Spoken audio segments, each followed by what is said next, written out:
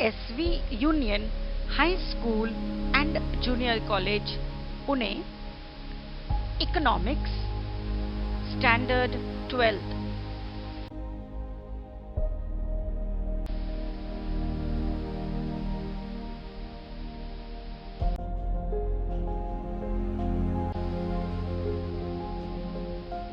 Presented by Dr. Inderjeet Kaur Ahluwalia.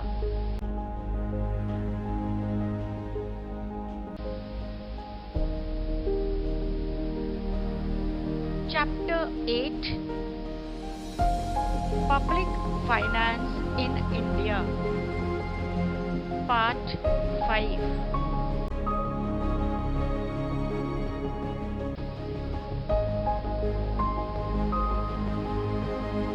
Structure of public finance. So far, we have studied the structure of public finance partially. At a glance, we can see the structure of public finance. First, public expenditure. Second, public revenue, which consists of tax sources and non-tax sources.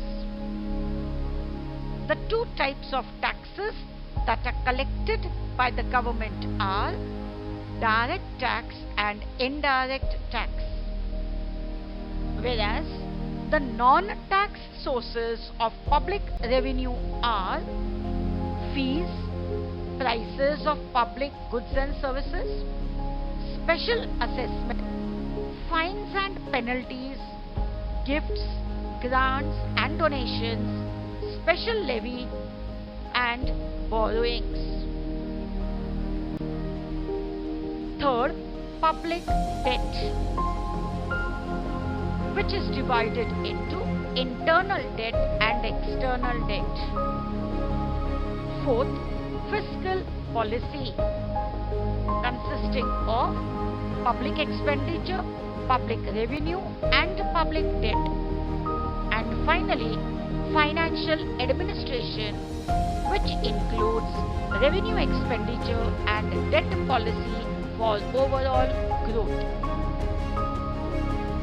So far, we have studied about public expenditure and public revenue.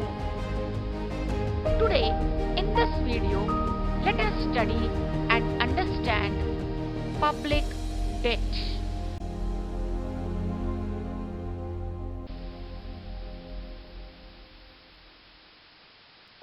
What is public debt? Like a private individual, the government also needs to raise loans. In fact, raising debt is the most common activity of any government because government expenditure generally exceeds government revenue. Public debt policy of the government plays an important role in public finance.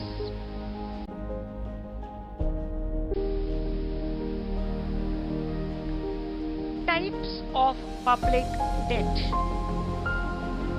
There are mainly two types of public debt.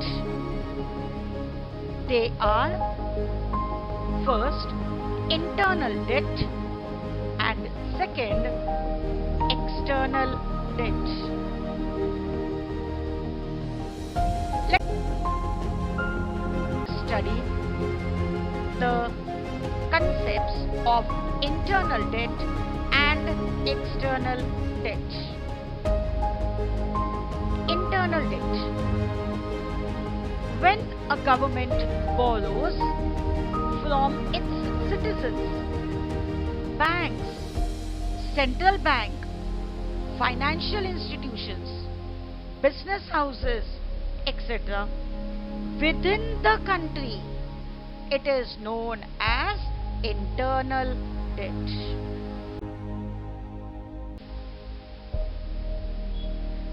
external debt.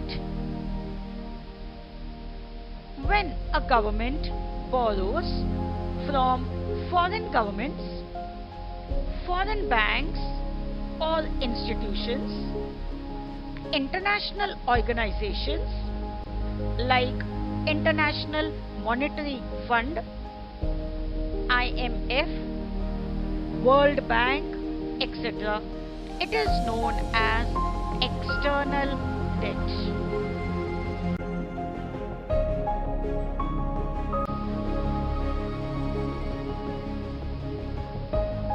Let us study the differences between internal debt and external debt.